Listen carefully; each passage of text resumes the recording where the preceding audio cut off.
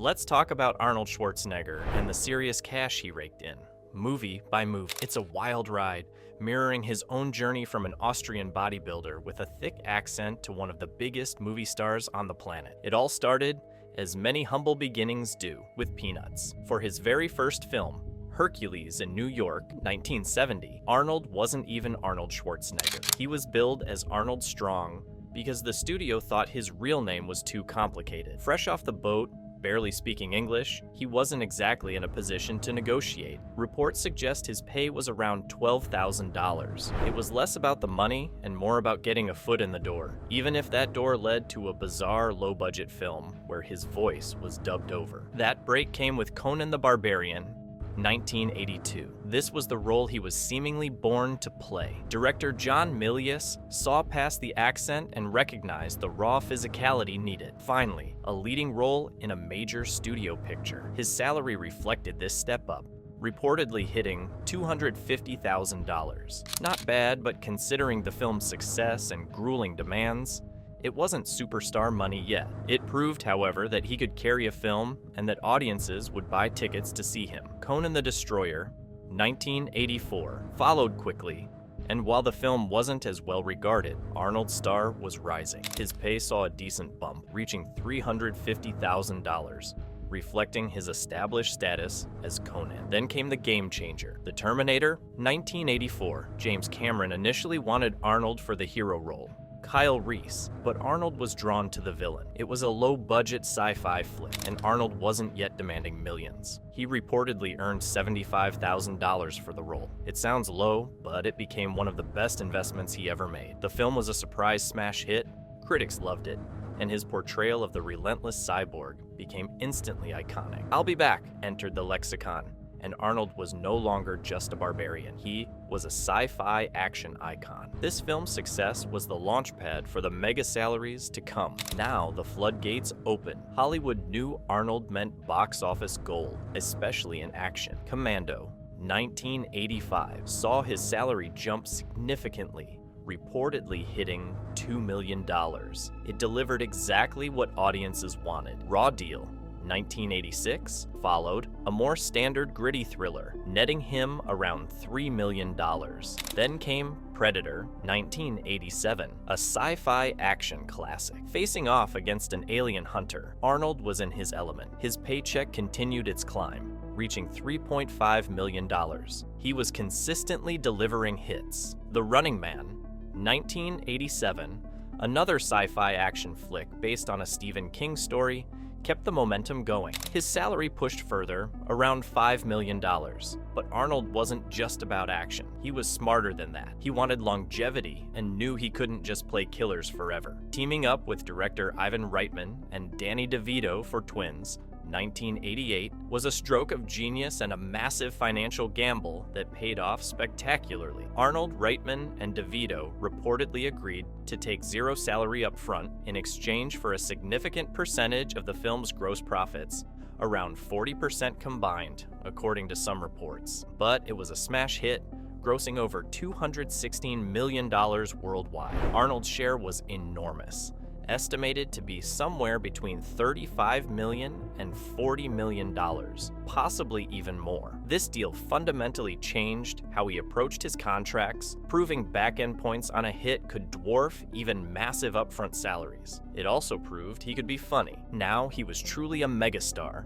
commanding huge fees and savvy enough to negotiate lucrative profit participation. Total Recall, 1990, a mind-bending sci-fi action epic, saw him secure a reported $10 to $12 million upfront salary, plus around 15% of the gross. The film was another big hit, further solidifying his status. He followed this with another comedy pivot, Kindergarten Cop, 1990, re-teaming with Ivan Reitman. While maybe not as massive a hit as Twins, it performed well, and he likely had a similar deal structure involving a $12 million plus back-end points. Then came the behemoth, Terminator 2, Judgment Day, 1991. James Cameron returned. The budget was huge, $102 million, unprecedented at the time, and Arnold was the biggest star in the world. His deal was legendary. He reportedly received a $15 million salary, but that wasn't all. The studio famously gifted him a $10 to $15 million Gulfstream II jet as part of his compensation package. T2 was a global phenomenon, grossing over $520 million.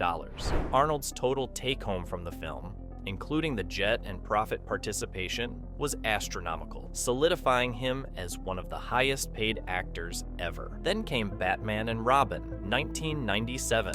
Arnold played the villain Mr. Freeze, buried under makeup and delivering icy puns. His salary was a staggering $25 million, reportedly negotiated for top billing and fewer working days than star George Clooney. The film was a critical and commercial disaster, often cited as one of the worst superhero films ever made. Arnold got his massive paycheck, but the film's failure further suggested his guaranteed box office magic might be waning. Despite Batman and Robin, his asking price didn't immediately plummet. For the supernatural action film End of Days, 1999, he still commanded $25 million. The film did okay business, but wasn't a massive hit. The Sixth Day, 2000, a sci-fi action flick exploring cloning, saw him pull in another reported $25 million. Again, moderate success, but not the event movies of his peak. Collateral Damage, 2002, an action thriller delayed after 9/11, also reportedly came with a $25 million price tag. The film underperformed, reinforcing the sense that while Arnold could still demand top dollar based on his name, the guaranteed blockbuster results weren't always following. His last major role before entering politics was fittingly Terminator 3, Rise of the Machines, 2003. Knowing the power of the franchise and his iconic role, he negotiated an incredible deal. His upfront salary was reported as $29.25 million, but it came with extensive perks and, crucially, a percentage of the profits. The contract reportedly stipulated everything from specific trailers, gym equipment, and hotel suites to guaranteed private jet use. The film was financially successful, ensuring Arnold left Hollywood for a while with one last colossal payday, possibly totaling over $35 million once back end was included. After his 2 terms as governor of California, 2003 to 2011, Arnold returned to acting, but the landscape had changed, and so had his earning potential. His comeback started with cameos in The Expendables, 2010, and The Expendables 2, 2012, likely done more as favors for friend Sylvester Stallone and for fun than for massive paychecks, although probably still compensated well for his time. His first leading role, post-Governator, was The Last Stand, 2013. His salary was reportedly around $10 million, maybe a bit more with incentives, a significant sum, but a far cry from the $25 million base of the late 90s, early 2000s. The film unfortunately underperformed. He teamed up with Stallone again for Escape Plan, 2013, as a co-lead. His salary was likely in a similar $10 to $12 million range. The film did better internationally than domestically. He returned for another cameo in The Expendables 3, 2014, and had roles in films like Killing Gunther, 2017, and the Chinese production Vai 2, Journey to China, 2019, where his compensation is unclear but likely decent for his screen time. His final outing, so far, as the T-800 was in Terminator. Dark Fate, 2019, acting as a direct sequel to T2 and bringing back Linda Hamilton, hopes were high.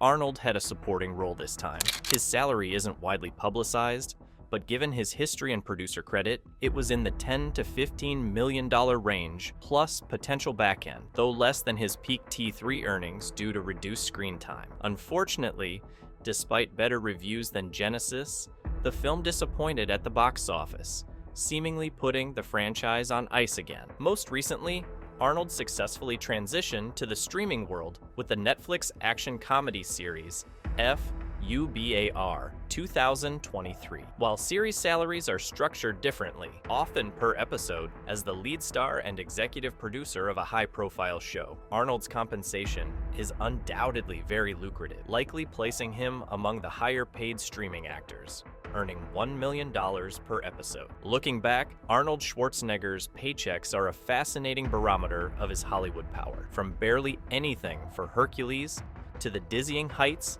of 25 million plus salaries, plus back-end points, and private jets in the 90s, his financial trajectory was as explosive as his action scenes. The twins' deal remains a masterclass in betting on oneself, and his consistent ability to command top dollar for decades, even when some films faltered, speaks volumes about his enduring star power and brand recognition. He wasn't just paid for acting, he was paid for being Arnold. So, what do you think about this? Let us know in the comments section below and make sure to like the video. Thanks for watching.